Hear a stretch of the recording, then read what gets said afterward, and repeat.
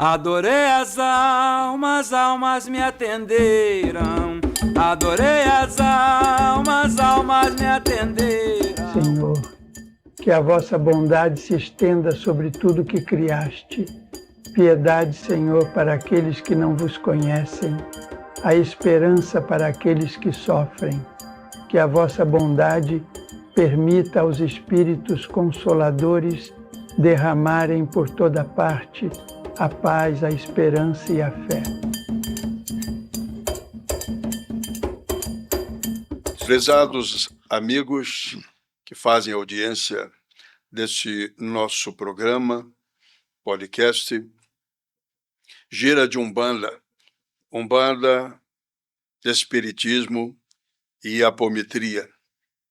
Hoje nós temos um convidado que irá nos falar sobre Espiritismo, sabendo que ele já tem as suas experiências nessas áreas, Espiritismo, Umbanda e Apometria, coisa que ele vai nos confirmar daqui a pouco. Vai ser uma conversa bem legal, como tem sido. Eu peço para que o senhor Danir Vignolo se apresente e daqui a pouco a gente vai conversando. Danilo, seja bem-vindo, muita luz iluminando os seus pensamentos para você concatenar as suas ideias. Muito obrigado. Bom dia a todos. Para eu me apresentar dentro da área do Espiritismo, o que eu posso dizer é o seguinte: eu sou um indivíduo muito curioso, né? E comecei a me interessar pelo Espiritismo quando a minha esposa começou a fazer o curso de aprendiz. E uma coisa me chamou a atenção. Eu comecei a ler, não cheguei diretamente a entrar num centro espírita, mas eu ficava nos bastidores, né, lendo o material que ela trazia e procurando entender. E no final, eu cheguei a uma conclusão, que a doutrina, porque o Espiritismo não é só uma religião, a doutrina mais inteligente que tem alguma coisa a ver com religião, com filosofia e com ciência é o Espiritismo.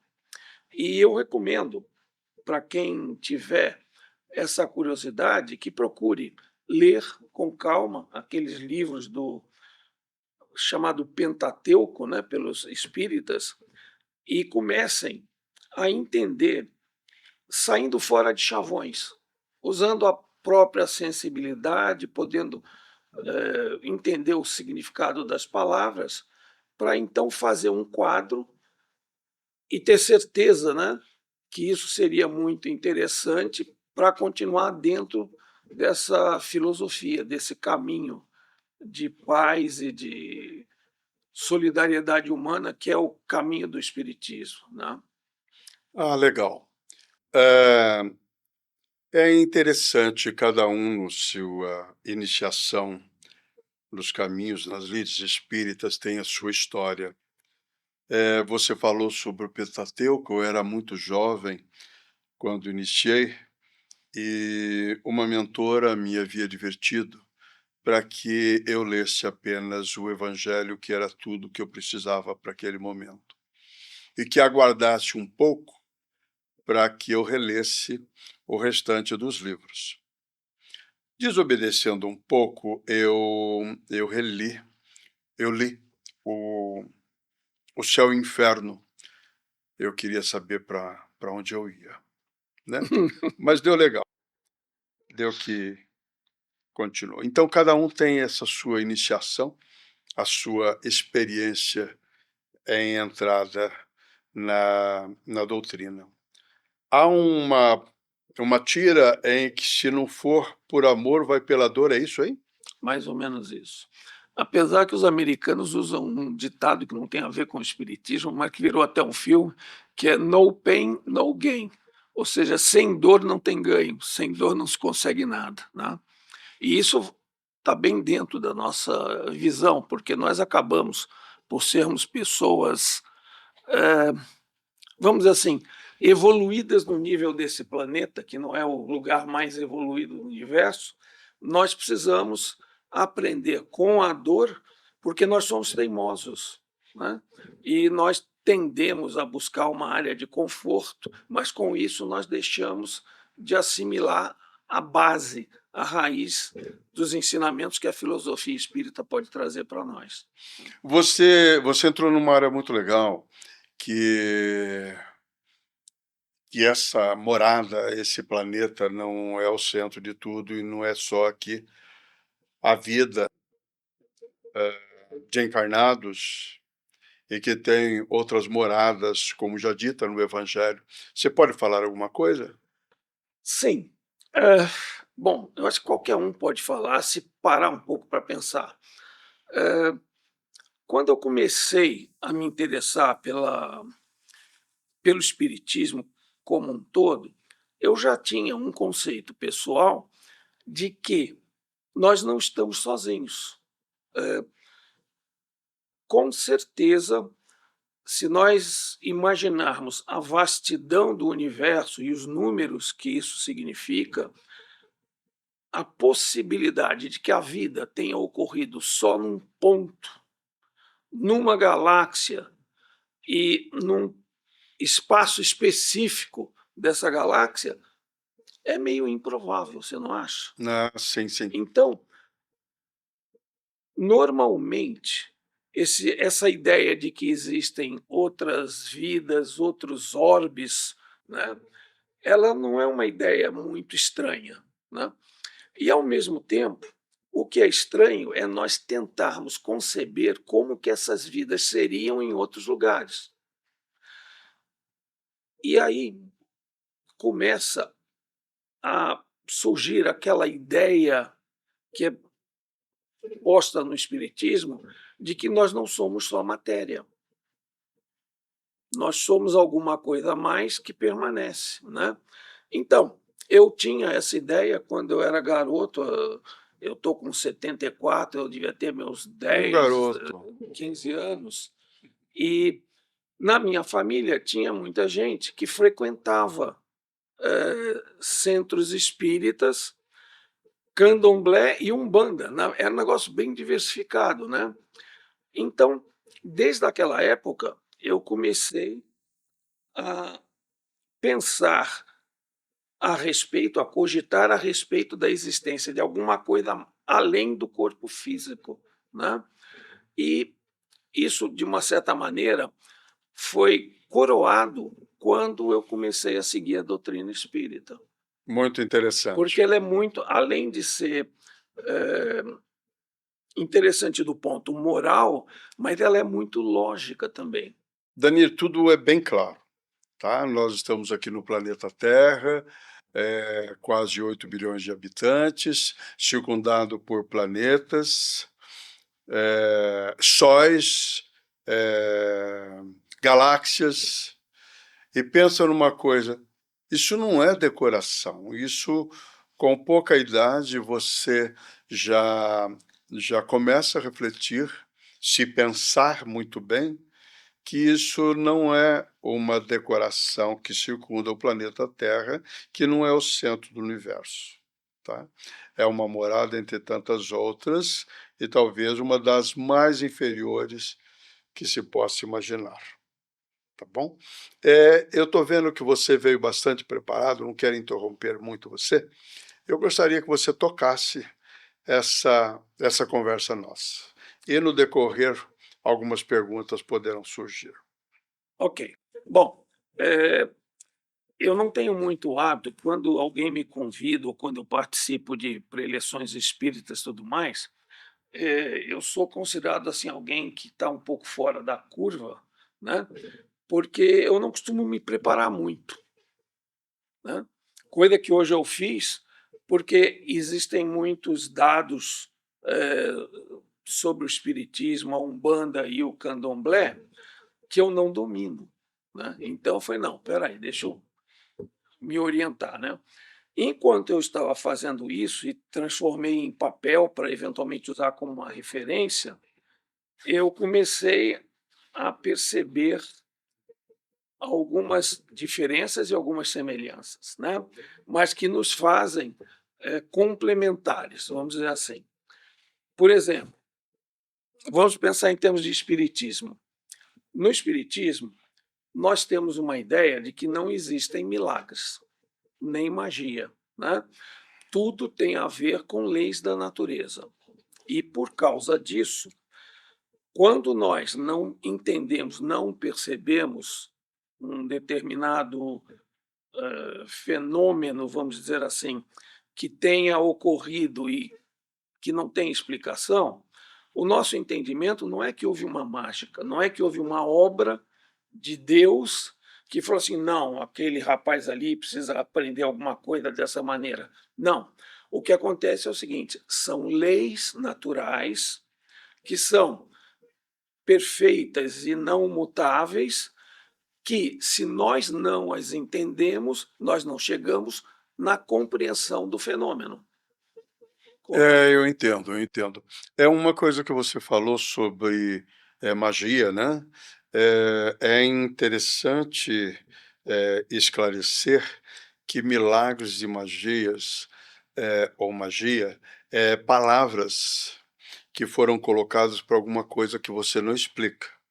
No caso magia, é energia colocada em um objetivo de se fazer alguma coisa. É energia. Muito legal. Sim. Falando de energia, então, nós temos que perceber que as nossas concepções sobre esse aspecto da energia, do que seja magia, do que seja um milagre, do que seja um ato de Deus, na verdade, ele tem a ver principalmente com a nossa capacidade de percepção. Então, por exemplo, hoje em dia, dentro do espiritismo, nas diversas casas que eu já frequentei, amigos que a gente conversa e tudo mais, fala-se muito em ciência espírita e fala-se muito em fenômenos quânticos, né? Agora, o que acontece? Eu estou fugindo um pouco daquela linha básica, mas eu acho que é importante justamente para mostrar um ponto que normalmente as pessoas não olham para isso.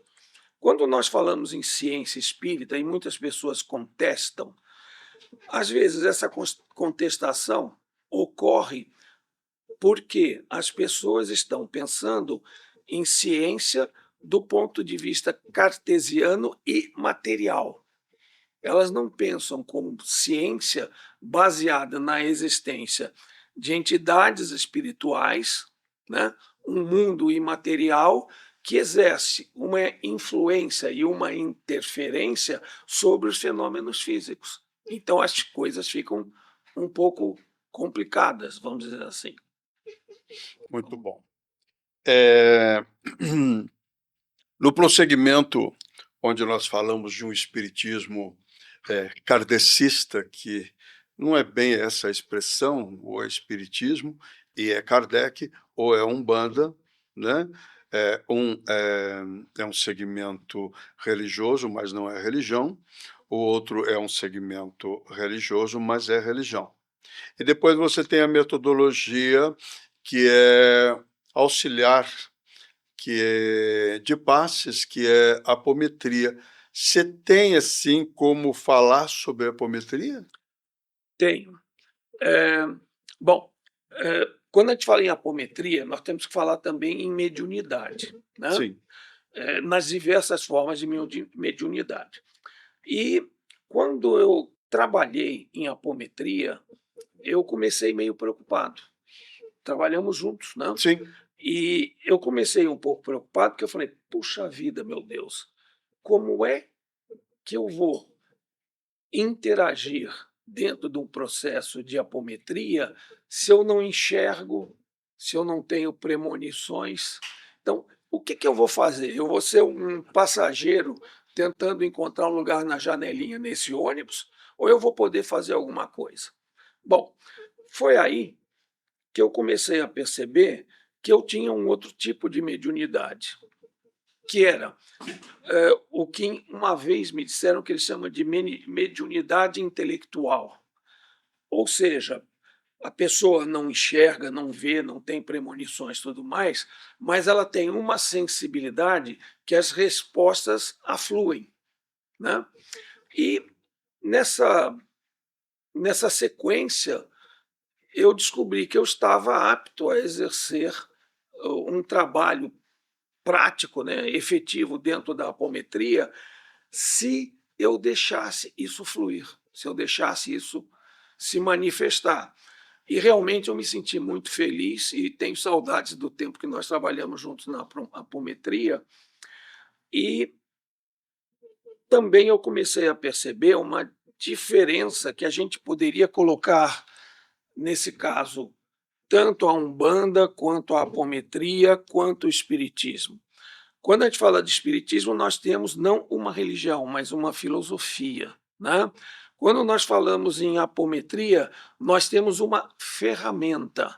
E quando nós falamos em Umbanda, que é uma religião, todas elas se unem, se mesclam em alguns princípios que são morais e também práticos. Ou seja, trazer alguma coisa de interessante e importante para ajudar as pessoas a encontrarem um caminho. Então, ô Danilo, você falou sobre, vamos dizer, essa deficiência e você imagina uma coisa, se a pessoa que não tem mediunidade não for trabalhar, então se ela não tem mediunidade é porque ela não tem débitos passados, que reza a lenda, quem tem mediunidade tem débitos passados bastante significativo. Não é assim. Não é assim. O que nós temos aí é o seguinte. Bom, você sabe disso. Nós temos vibrações, nós temos um coração, nós vibramos amor. E aí entra o médium de suporte aos outros que são de incorporação, de vidência. Então, aqueles que dizem que não veem nada, não fazem nada, fazem é muito, Danilo.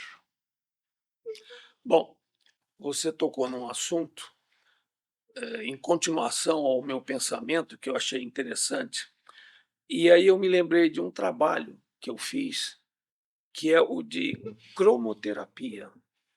Quando nós começamos o trabalho de cromoterapia, nós não sabíamos nada, né? Existia um livro de um autor conhecido, que agora me fugiu o nome, que dava todos os princípios, mas funcionava como uma receita de bolo, né? Bom, aí nós fizemos um curso com uma amiga nossa muito inteligente e que já tinha feito um curso de medicina, então ela tinha o conhecimento da medicina alopática e também era espírita, né? E a partir daí nós começamos do zero a fazer o nosso trabalho de cromoterapia. E o que que aconteceu? Quando nós começamos, que nós tínhamos uma reunião semanal para analisar as fichas das pessoas que estavam pedindo tratamento, né? Tinham 2 ou 3 pessoas que enxergavam cores e eu não enxergava coisa nenhuma, né? Mas esse tipo de mediunidade me permitia que, uma vez que alguém falasse uma cor, eu conseguia ver o tratamento inteiro. Então não era indo por pedaços ou por capítulos, não, ele aparecia como se fosse assim um quadro, como se a gente estivesse numa tela e estivesse mostrando cada coisa na sequência e como fazer, né? E aos poucos nós fomos aprimorando essa técnica, que não era nem um caso típico de mediunidade. Tinha a ver com mediunidade, mas tinha também a ver com sensibilidade. Então, ô Danilo, tanto Kardec quanto Edgar Armand, o mentor da Aliança Espírita Evangélica, estudavam Mesmer. Mesmer, o cientista que fala sobre energia animal. Então, para entendimento melhor sobre tudo o que você falou,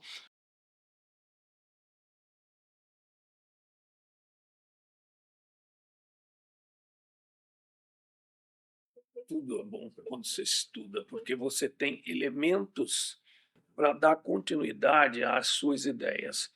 Eh, vamos dizer o seguinte: se nós hoje formos comparar uma série de manifestações que nós vemos no mundo, elas não são só uma questão de sentimento, vamos dizer assim, elas são também de vivência e culturais. Quando a gente fala em cultural, não é uma vivência cultural só de convívio entre pessoas, mas da busca pelo conhecimento de uma forma ordenada.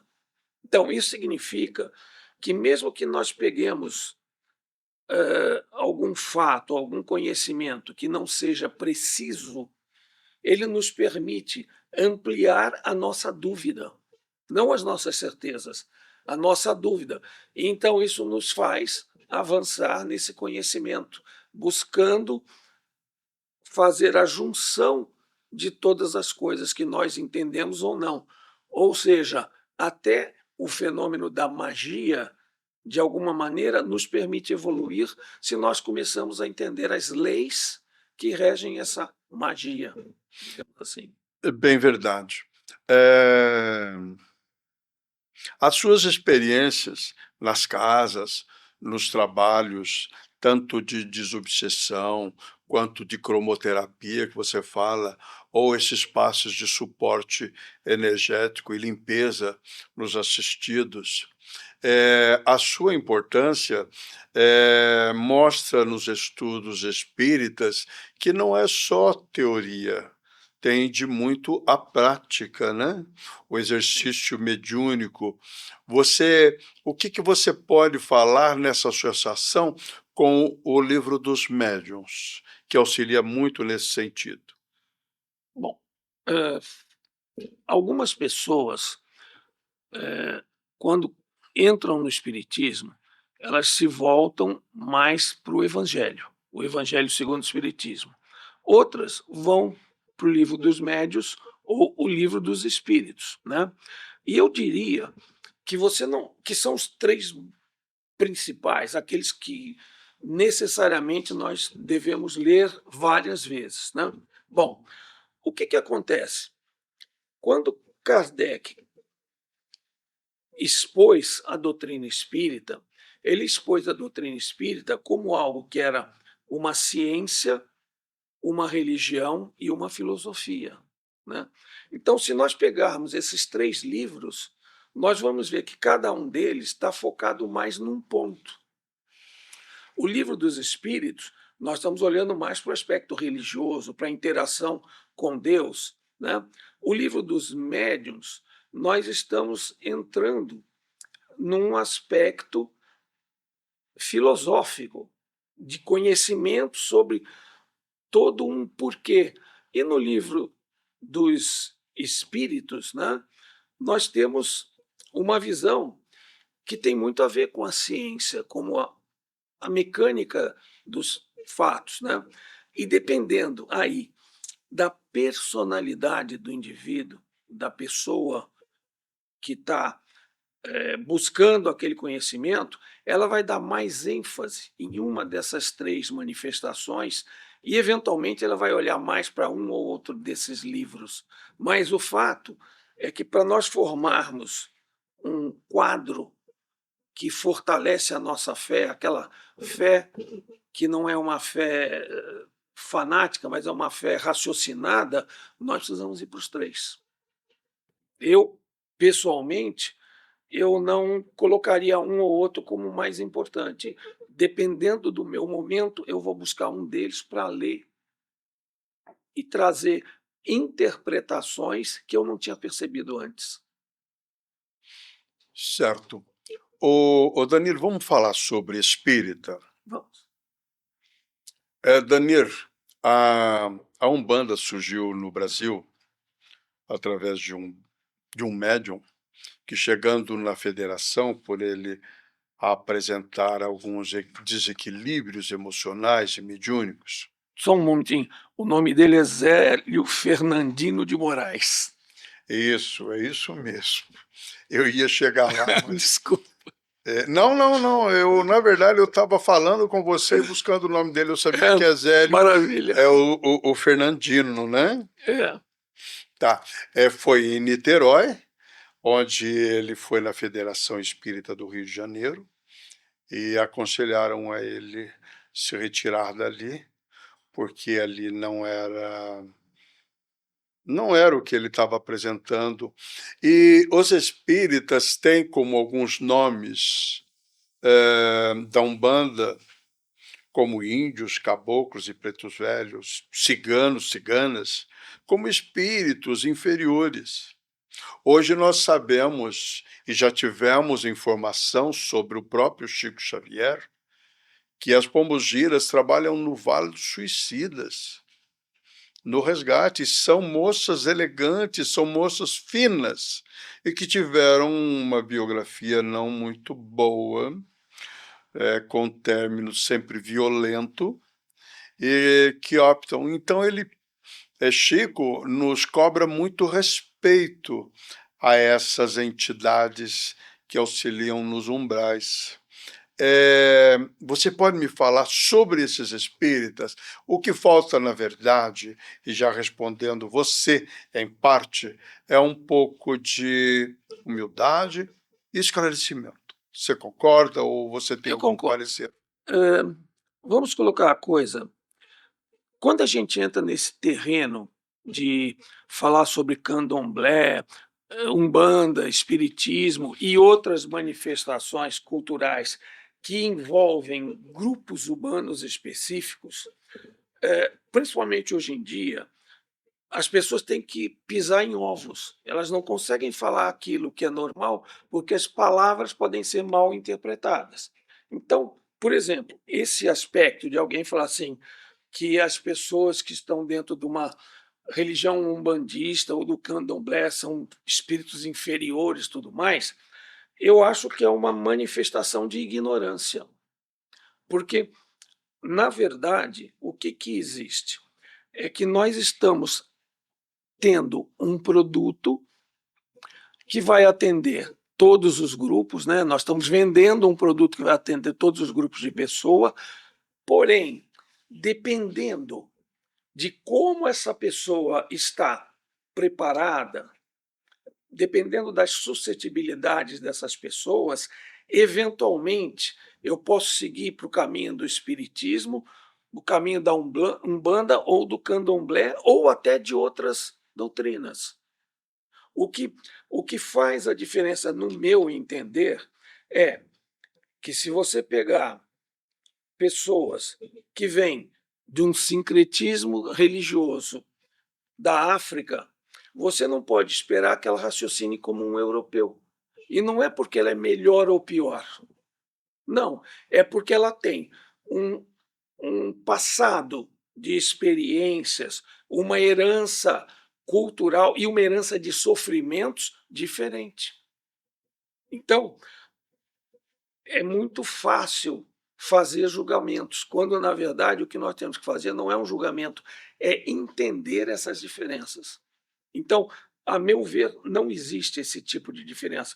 Alguém que coloca essas coisas em nível de pessoas mais cultas ou menos cultas, mais educadas ou menos educadas, você tem que ver os contextos. Porque se essas pessoas tiverem qualidades humanas, qualidades morais, então não importa se elas vão falar como um preto velho ou como um Einstein. Todas essas pessoas são iguais. E nós temos que entender isso, mas sabendo que as diferenças existem. O que acontece é que os propósitos morais são os mesmos. Eu até anotei aqui nos meus papéis, se alguém tiver interesse em conhecer a fundo a história da África, a Unesco publicou uma série de 8 volumes chamada História Geral da África. Esses livros são acessíveis pela internet, tem um site até que você pode baixá-los, mas se você quiser comprar, também tem onde comprar esses livros. São mais de 8.000 páginas, contando desde dos tempos ancestrais, né, das descobertas, tudo mais, até os dias de hoje na África. E com isso, eles não falam especificamente sobre religião, mas eles dão um quadro do que era a vida no continente africano e que, de uma certa forma, é de onde surgiu toda a nossa civilização. Sim. Hoje em dia, não se sabe, algumas verdades que eram tidas como verdades, hoje em dia estão mudando um pouco sobre a origem africana das populações humanas. Mas, na verdade, elas são revisadas em função de fatos arqueológicos e tudo mais, que mudam as rotas, mas fato é que nós surgimos da África. E, por causa disso, não implica que eles sejam melhores, piores, mais inteligentes ou menos inteligentes. Não, eles são diferentes. Basicamente é isso. É interessante a manifestação mediúnica na África, onde nós temos manifestações espirituais com fenômenos extrafísicos inacreditáveis. Isso se dá um pouco à frequência vibratória de algum ambiente e de algumas entidades. E lá nós sabemos que as tribos trabalham com entidades bem densas, e isso propicia esse ambiente, e nada para eles é estranheza, sabe? Houve uma época que eu não sabia se o que eu tinha era preconceito, até que fui entender que o que eu tinha é não saber, sabe? É não conhecer. Foi quando a gente passou a investigar esses assuntos. Fato é que todos nós somos ignorantes em muitos aspectos, né? Posso fazer Claro. um adendo? Uma vez, existe uma revista espírita que foi fundada por Kardec e foi publicada durante alguns anos, né? E eu já, em algum momento, eu não saberia precisar exatamente em que ponto, mas eu vi pessoas atacando o espiritismo e Kardec, dizendo que ele era racista. Sim. Por quê? Existe, eu lamento, eu gostaria de ter trazido até a referência, mas eu não tive tempo de fazer isso. Existe, na verdade, um texto publicado por Kardec que ele dizia que os negros, né, eram vítimas de um karma e que ele deixava entendendo que esse karma era o preconceito que existia contra os negros, né? E as pessoas, os espíritos que tivessem que sofrer por atos passados, eles encarnariam como negros para sofrer essa remissão dos atos negativos. Então, isso foi colocado como uma manifestação de racismo, mas o que ele quis dizer é que essas pessoas estavam resgatando os seus karmas através da vivência numa comunidade que era atacada por todos os outros, certo? Então, basicamente, se nós olharmos a coisa desse ponto, isso tem uma certa lógica, é uma lógica um pouco triste, né? Porque Nossa, provoca você tocou num assunto muito importante, sabe? As pessoas sempre procuram uma falha naquele que entra em evidência. Sim. Aconteceu com Kardec, aconteceu com Chico, aconteceu com Divaldo. Acontece sempre com alguém que está fazendo alguma coisa e com alguém que se ocupa de fazer essas críticas. Isso acontece nos trabalhos de Umbanda, com os dirigentes de Umbanda, e os trabalhadores das casas e centros espíritas, grupos espíritas de Umbanda, eles pululam de um lugar para outro por não entender o chefe daquele estabelecimento, daquele terreiro de Umbanda. Essa incompreensão é antiga. A perseguição a quem está fazendo alguma coisa é antiga. Haja visto o que Jesus fez e no que finalizou. a sua jornada terrena. É uma coisa que eu me lembro. Uma vez eu peguei um texto de uma de uma senhora que foi a nossa professora de cromoterapia, né, do grupo que eu participei, e ela fez um texto, sabe, um calhamaço de papel mesmo, umas 200 páginas, descrevendo eh, as raças humanas, né? E, por uma coincidência, na minha juventude, quando eu estava saindo de adolescente para adulto, né, eu ficava procurando conhecimento em tudo que era canal possível. E aí eu entrei na teosofia, né, eu comecei a Madame Blavatsky, aquela coisa toda, né? E tinha um texto que eles também falavam da evolução das raças humanas, né? E eles colocavam que à medida que essas comunidades humanas iam evoluindo no conhecimento, elas encarnavam em raças mais adaptadas àquele momento, né? O que parece até um pouco preconceituoso, vamos dizer assim. Mas que a tendência é que todas essas raças, em algum momento, amalgamassem naquilo que eles chamavam de a raça dourada, Hum. né? Que, até onde sei, nós ainda não chegamos lá, mas estamos caminhando para isso. Nós estamos vivendo um momento atual muito crítico, né? As pessoas estão sendo tolhidas, mas, ao mesmo tempo, elas estão se expressando mais, né? Então, em algum momento, tudo isso vai virar um amálgama, vai virar uma manifestação humana que vai aproveitar tudo aquilo que de bom existe em todas as raças, em todas as comunidades humanas ao longo do tempo. Seria talvez a nossa quarta dimensão. Sim, sim. Sabe, nós vamos trazer aqui, esperamos trazer algum ufólogo, estes que falam sobre os extraterrestres e tudo mais. Há uma noção muito grande de você definir quem possa ser ou seja um extraterrestre.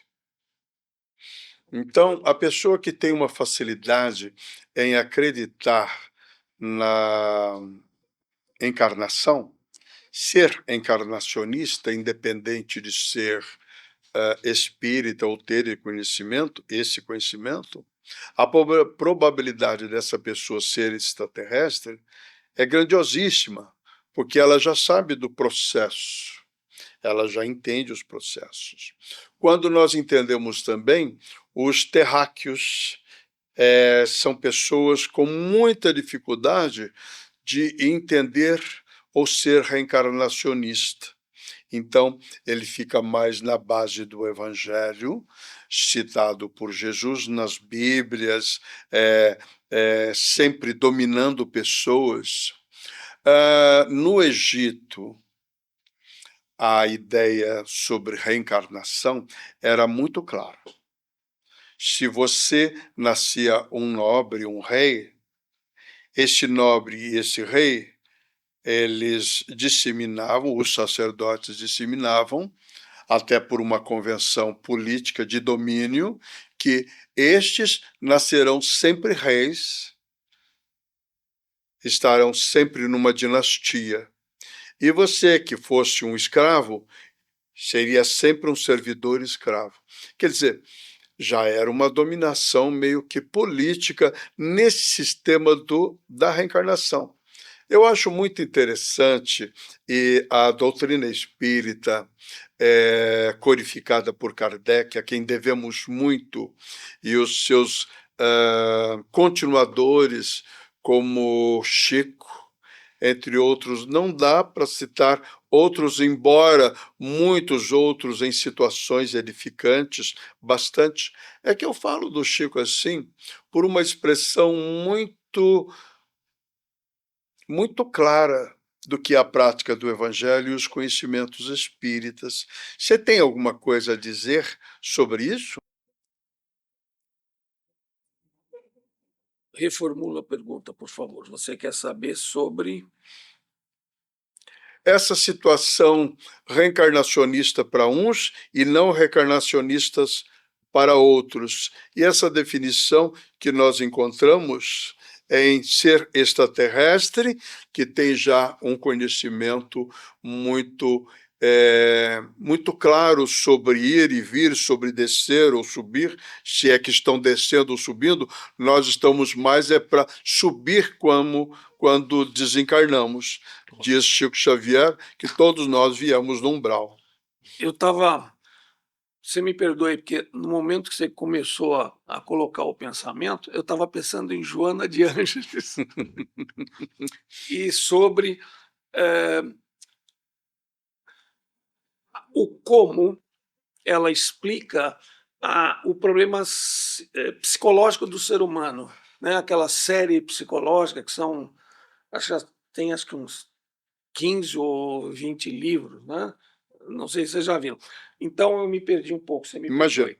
Mas normal. A ideia é o seguinte: há algum tempo atrás, quando eu falo algum tempo atrás, como eu já estou velhinho, então tem alguns anos talvez, eu fiz um quadro, uma folha A4, onde eu coloquei a minha ideia sobre os corpos do indivíduo humano, matéria. Então nós estamos no corpo material, perispírito, e até chegar no que ele chama de corpo átmico, que está no nível de Deus, né, praticamente, e uma série de relações entre o desenvolvimento das pessoas. Bom, então, a primeira coisa, se nós somos espíritas e acreditamos, né, temos uma confiança de que essa doutrina ela é muito boa, para não dizer a coisa mais perfeita, porque ela própria fala na própria evolução. Bom, mas se nós temos essa concepção, nós temos que entender que a vida está em vários níveis, em vários planos, né? E é claro, se a vida está em vários planos, a materialidade desses corpos vai fluindo também, né? Então, eu vejo o seguinte, que todos eles interagem, né? Embora não necessariamente fisicamente, mas em nível de espírito, que é algo imaterial, todos eles interagem.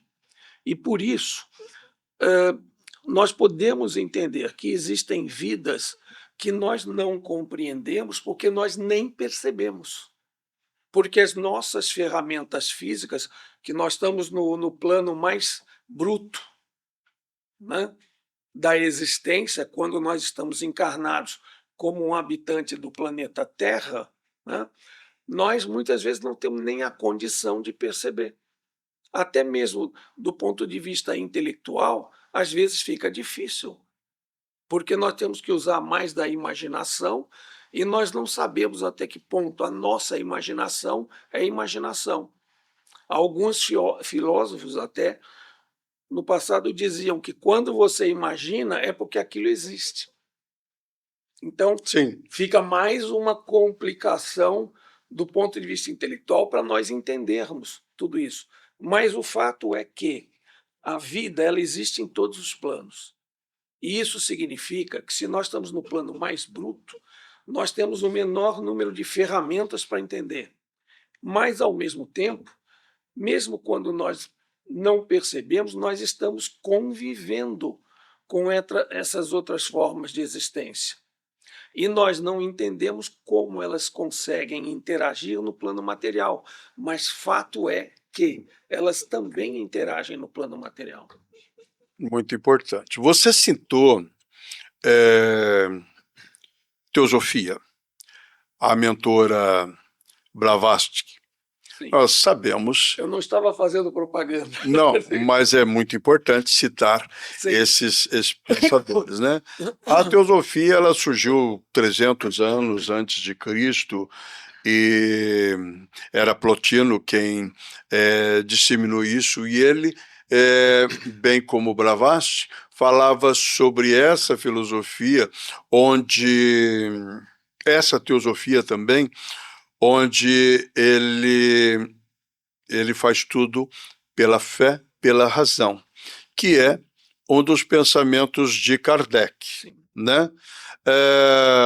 De um lado Blavatsky, Leadbeater, de outro lado Kardec, um na Europa e outro na América, e eles coincidem, são contemporâneos, e coincide esse pensamento. Onde eu estou chegando, querendo chegar, é que Kardec fala sobre o espírito, o perispírito e o corpo físico, o espírito e o perispírito. Daí entra a teosofia, que fala sobre todas essas dimensões do espírito. Daí entra a área de Chico com André Luiz, que ele fala sobre o mental superior, o mental inferior, tela búdica, enfim, outros campos nessas áreas. E Kardec não fala sobre isso. A apometria, ela tem todo esse trabalho, esse condomínio que a gente chama espiritual dentro do indivíduo, sabe? Esses corpos, né? E eles interagindo. Uma coisa interessante, depois eu vou te mandar esse quadro que eu fiz, só para você entender o meu raciocínio na época, né? Porque essas coisas a gente vai mudando muitas vezes, né? Mas, se você pega aqui, não, bom, depois a gente... Se você pegar um ponto aqui, como sendo um indivíduo, e expandir esse ponto, todas as manifestações dos diversos corpos que fazem parte do nosso indivíduo, né, elas vão para dentro e para fora. Para dentro, na medida que ele é mais fluido, que ele é menos material. Então, o ponto inicial, que é o que nós somos realmente, ele está lá no centro, né? Mas as nossas auras seguem um caminho contrário. Então, quanto mais fluida é essa aura, mais ela vai para longe. Quanto mais próxima da matéria, mais próxima ela está do nosso corpo físico. E as pessoas, de uma maneira geral, não têm a mesma sensibilidade. Cada um consegue perceber isso de uma maneira diferente, né? E, obviamente, quando você não tem um ponto em comum nas percepções, às vezes fica difícil, né, a gente seguir em frente e tentar encontrar o denominador comum. Mas uma coisa que eu percebi também é que hoje em dia nós falamos muito de ciência, né? E Kardec falava também de ciência. E quando ele falava em ciência, ele dizia que a doutrina tinha que evoluir na medida que houvesse evolução da ciência. Ela não poderia ser algo rígido e definido. Chegou aqui, está definido e ponto, acabou. Então, hoje em dia, às vezes até o próprio espírita não percebe ou não aceita esse ponto. Ele fica dogmático, né? E isso tira, obviamente, a nossa capacidade de ampliar o conhecimento, né? E agora eu estou divagando um pouco sobre o assunto. Sim.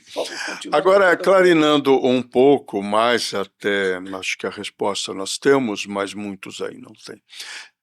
Você tem informação sobre a formação religiosa de Kardec? O nome Kardec vem da cultura dos druidas, né? Os celtas.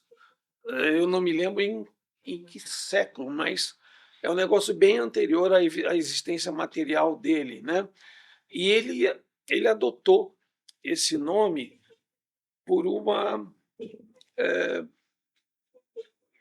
intuição, né? O nosso amigo Rivail mudou para Allan Kardec, porque é o nome de um druida, né? Sim. Entendeu? Mas eu não conheço muito a história dos druidas. Eu só sei que eles tinham um grande conhecimento do oculto, daquilo que não era comum para os vios mortais naquela época. Eles eram considerados iniciados, né? Sim. E tinham toda uma doutrina também. Mas eu nunca estudei essa parte. Então, a gente sabe que Kardec era bastante cético antes de a ele Sim, aparecer as mesas girantes, e ele falava que aquilo acontecia, e se acontecia, só poderia ter por trás um fenômeno inteligente, né? E foi quando fenômeno ele, inteligente, uma causa inteligente. uma causa inteligente. Então, ele, estudando isso, ele chegou nisso tudo, que é a vida dele passada, é a vida dele presente, o que é muito interessante, assinando ele um pseudônimo assim, de existência passada. Ó,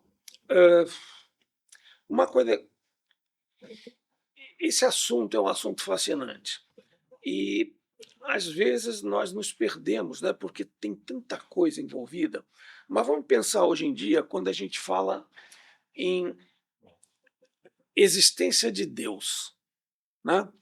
Se você pegar os físicos e for buscar informações sobre as forças fundamentais da natureza, magnetismo, gravidade, etc. e tal, e as constantes universais, você vai ver que se uma delas tivesse uma diferença de 1 milésimo no número que as define, simplesmente o universo seria inviável, pelo menos do ponto de vista físico, né? Se você pensar que a física quântica, que está avançando com a quantidade de equipamentos que estão sendo criados, inclusive o CERN na Suíça e tudo mais, se você pensar que hoje em dia se fala em entrelaçamento de partículas, que não importa a distância, se você entrelaçar uma partícula, que é um processo físico, a partícula lá do outro lado que está entrelaçada vai reagir exatamente igual, instantaneamente, não tem velocidade, certo? Se você pensar que hoje em dia a ciência está meio boquiaberta com o fato, a hipótese de do nada surgir luz e surgir energia. Bom, mas de onde vem isso tudo, né?